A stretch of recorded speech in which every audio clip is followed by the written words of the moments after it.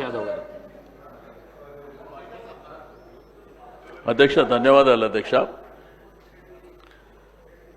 హైదరాబాదు సికింద్రాబాద్ జంట నగరాల అధ్యక్ష, గ్రేటర్ హైదరాబాద్ పరిధిలో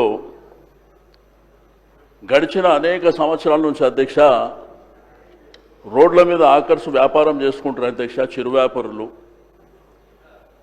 వీళ్లకు ముద్రా లోన్స్ కూడా ఒక 10,000 రూపాయల సపోర్ట్ కూడా కేంద్ర ప్రభుత్వం చేసింది అధ్యక్ష.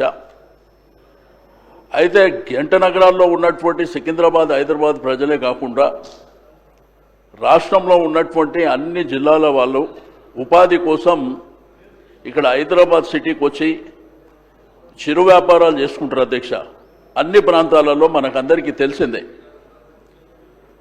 కానీ వాళ్ళకేందంటే ఈ మధ్యకాలంలో నిర్దాక్షిణ్యంగా వాళ్ళని తీసేయడం, ఒకవైపున పోలీస్ యంత్రాంగం, రెండో వైపున మున్సిపల్, మూడో వైపున హైడ్రా, ప్రజలకు ట్రాఫిక్ విషయంలో ఇన్కన్వీనియన్స్ ఏదన్నా జరిగితే తొలగిస్తే బాగుంటుంది. కానీ వాళ్ళు ఫుట్పాత్ల మీద వ్యాపారం చేసుకునేటువంటి చిరు వ్యాపారులు హైదరాబాద్ సిటీలో కొన్ని వేలాది మంది మనకు తెలిసి ఒక 35-40 సంవత్సరాల నుంచి వ్యాపారాలు చేసుకుంటారు అధ్యక్ష.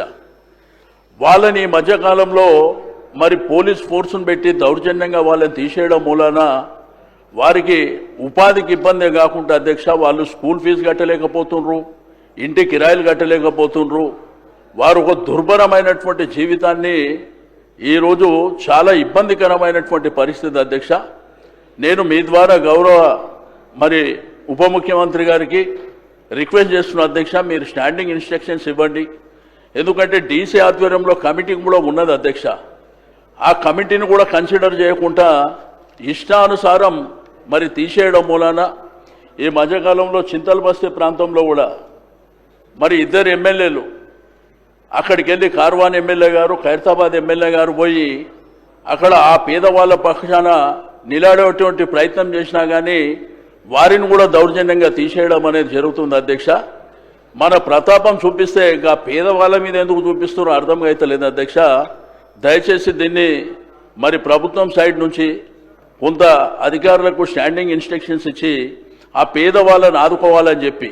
ఎందుకంటే అధ్యక్ష ఈ మధ్యకాలంలో జరిగినటువంటి దసరా కావచ్చు, దీపావళి కావచ్చు, రంజాన్ కావచ్చు, మరి శివరాత్రి కావచ్చు, ఏ పండుగలకు కూడా వ్యాపారం లేకుండా వాళ్ళ అయోమయమైనటువంటి పరిస్థితి ఉంది అధ్యక్ష. దయచేసి ఆ పేదవాళ్ళని ఆదుకోవాలి, వాళ్ళని ఎటువంటి ఇబ్బందులు పెట్టుకోకుండా వ్యాపారం చేసుకునే విధంగా డైరెక్షన్ ఇవ్వాలని చెప్పి నేను మీ ద్వారా ప్రభుత్వానికి రిక్వెస్ట్ చేస్తున్నా అధ్యక్ష.